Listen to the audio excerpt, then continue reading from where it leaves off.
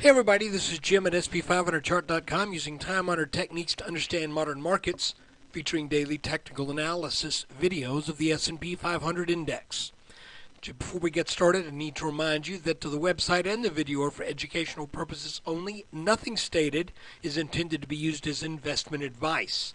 I can draw lines on charts, but you have to draw your own conclusions from your own research and make investment decisions that are suitable for your personal financial situation. I am not a licensed financial professional. I'm just a guy that draws lines on charts. And guys, to be honest with you, this is going to be a short video because nothing has really changed since yesterday, and frankly, nothing has really changed in the past couple of weeks. Other than getting over this little consolidation pattern, which was right here in the middle of this, what still looks to be an ascending wedge. And the moral of the story is this: we're looking for 1378 to 1380, and then we're looking for the line, this bottom line, to break before 1400. It's just that simple. And as long as we're in between these lines, there's not a whole bunch I have to say. We did, break down underneath that line at the open yesterday, but we addressed that. That may be a chink in the armor, a crack in the foundation, whatever you might want to call it.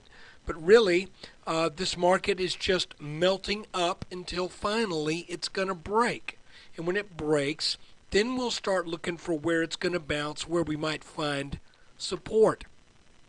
But this could go on for days, okay?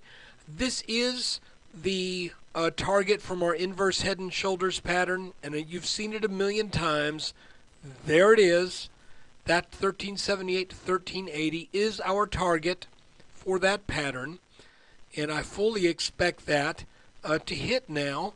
There was some question when we were back here in this area as to whether or not we might come down first for a tag in the 1320s and then head up for that. Frankly, that would have been a great thing to see happen, but it didn't. So now we're left with essentially a near straight line move out of that pattern here to the 1378, 1380 area. Looking at a 10-minute chart, you can see that there is resistance at this level right here, just a little above 1370. But you can also, actually more accurately, it's probably at about 1373. Let me tell you exactly. Come on, give me my little... Yep, 1373. We got some resistance there.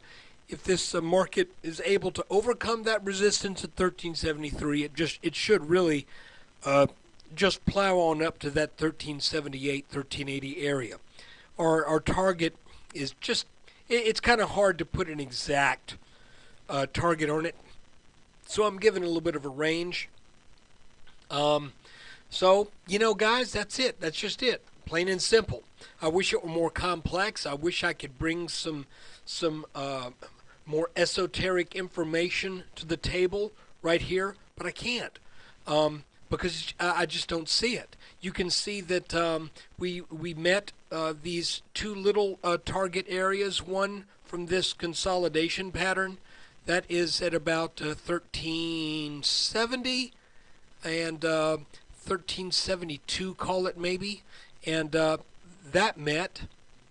And then we had, actually that one was at 1371 and change, and then we also met this other target from this little sort of a head and shoulders pattern that looks like it had a little bit of more work to do at that left shoulder level, and it's an ugly pattern. It's, but just by virtue of the fact that there was resistance that hit a couple times at around 1362 and change, we could still say that was kind of a neckline, and that we would expect that to result in a move to 1372.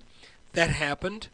Now we're just waiting on the inverse head and shoulders bringing about its expected move, and once that happens, then we are on alert for when, not if, but when this ascending wedge will likely break down. And I say when because these patterns almost always result in a breakdown and then a final bout of they end up with some profit taking. I've talked about the psychology of that before. I'll do it again real briefly. Basically, when you get into this situation, there is so little room for people with new long positions in particular. There just isn't enough play in the market as it gets up here.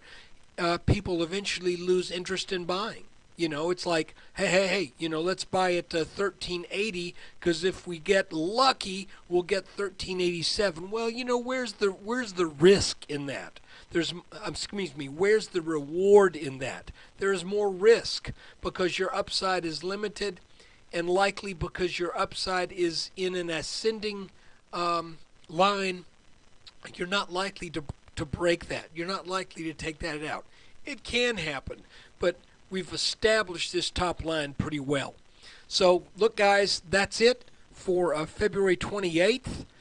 Enjoy your February 29th, your extra bonus day of the year tomorrow, and let's see what the markets give us tomorrow.